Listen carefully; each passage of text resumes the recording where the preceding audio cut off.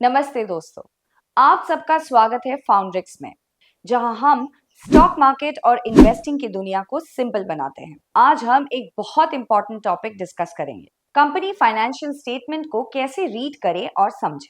अगर आप stock market में निवेश करते हैं, तो ये नॉलेज आपके लिए एक गेम चेंजर हो सकता है। So let's dive in. What are financial statements? सबसे पहले ये समझना जरूरी है कि फाइनेंशियल स्टेटमेंट्स क्या होते हैं। फाइनेंशियल स्टेटमेंट्स एक कंपनी की फाइनेंशियल हेल्थ का मिरर होता है। ये 3 मेजर रिपोर्ट्स में डिवाइडेड होते हैं: balance sheet, income statement, cash flow statement. ये रिपोर्ट्स इन्वेस्टर्स को कंपनी की प्रॉफिटेबिलिटी, स्टेबिलिटी और ग्रोथ पोटेंशियल का एक क्लियर आइडिया देते हैं। Understanding the balance sheet. चलिए सबसे पहले बात करते हैं बैलेंस शीट की। बैलेंस शीट एक कंपनी के एसेट्स, लायबिलिटीज और शेयर होल्डर्स इक्विटी को दिखाता है। इसका फॉर्मेट कुछ इस तरह का होता है। एसेट्स, ये वो चीजें हैं जो कंपनी के पास है।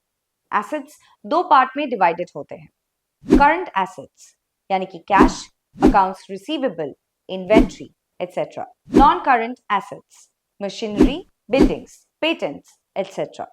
लायबिलिटीज, कंपनीज के फाइनेंशियल ऑब्लिगेशंस या उधार।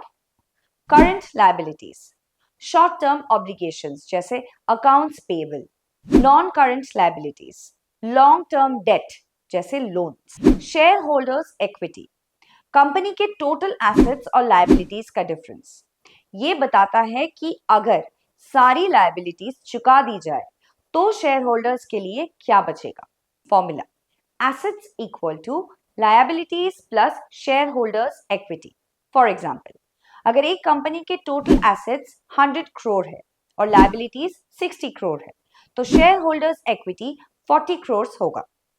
ये एक पॉजिटिव साइन है। Understanding the income statement. अब बात करते हैं इनकम स्टेटमेंट की, जो प्रॉफिट एंड लॉस स्टेटमेंट कहलाता है। ये कंपनी के रेवेन्यूज और एक्सपेंसेस को समराइज करते हैं। रेवेन्यू, टॉप लाइन, ये कंपनी का टोटल इनकम है जो सेल्स और ऑपरेशन से आते हैं। एक्सपेंसेस, एक्सपेंसेस 2 टाइप के होते हैं: कॉस्ट ऑफ गुड्स सोल्ड यानी कि COGS, direct cost of production. Operating expenses, overheads जैसे salaries, rent and utilities. Profit, profit 3 तरह के होते हैं: gross profit, revenue COGS, operating profit, gross profit operating expenses, net profit, bottom line, total revenue that is total expenses. Example, अगर एक company का revenue ₹50 crore है और एक्सपेंसेस ₹35 करोड़ है, तो नेट प्रॉफिट 15 करोड़ होगा। नेट प्रॉफिट जितना ज्यादा होगा, कंपनी उतनी ही फाइनेंशियली स्ट्रांग होगी। Understanding the cash flow statement. Cash flow statement एक और क्रिटिकल डॉक्यूमेंट है जो बताता है कि कंपनी के पास कैश कैसे आता है और जाता है।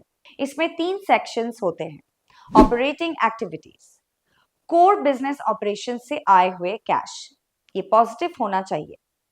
इन्वेस्टमेंट एक्टिविटीज, इन्वेस्टमेंट्स में लगाया या निकाला हुआ पैसा, अगर ये नेगेटिव है तो इसका मतलब है कि कंपनी अपना पैसा ग्रोथ के लिए नहीं लगा रही है। फाइनेंसिंग एक्टिविटीज, बोरोइंग और इक्विटी रिलेटेड कैश फ्लोज जैसे लोन्स लेना या डिविडेंड देना। एग्जाम्पल, अगर ऑपरेटिंग एक्टिविटी से 20 करोड़ का इनफ्लो है और इन्वेस्टिंग एक्टिविटीज में 10 करोड़ का आउटफ्लो, तो नेट कैश इनफ्लो 10 करोड़ होगा। ये एक हेल्दी साइन है। Key ratios derived from financial statements. Financial statements को समझने के बाद आप कुछ इंपॉर्टेंट रेशियोज कैलकुलेट कर सकते हैं जो कंपनी के परफॉर्मेंस का एनालिसिस करते हैं। Profitability ratios: net profit margin is equal to net profit divided by revenue. Return on equity ROE is equal to net income divided by shareholders equity. Liquidity ratios: current ratio is equal to current assets divided by current liabilities.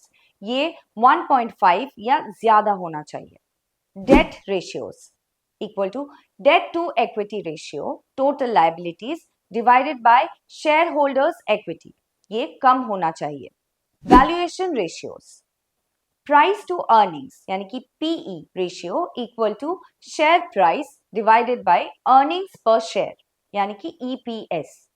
इन सब ratios को compare करके आप industry के अंदर company की positions assess कर सकते हैं। कॉमन मिस्टेक्स टू अवॉइड,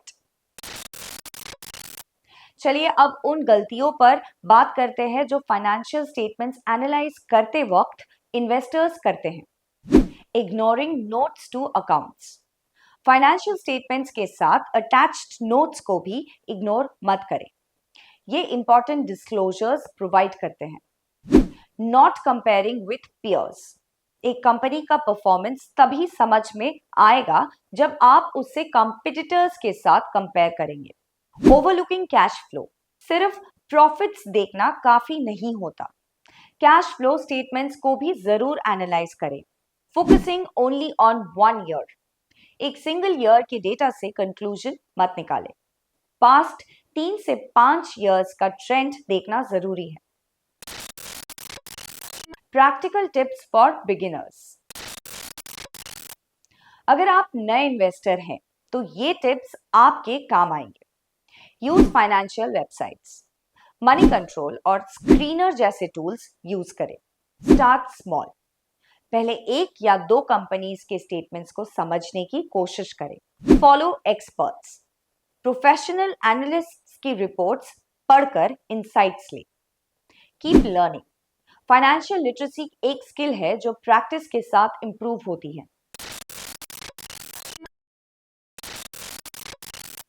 तो दोस्तों ये था हमारा detailed guide on how to read and understand company financial statements.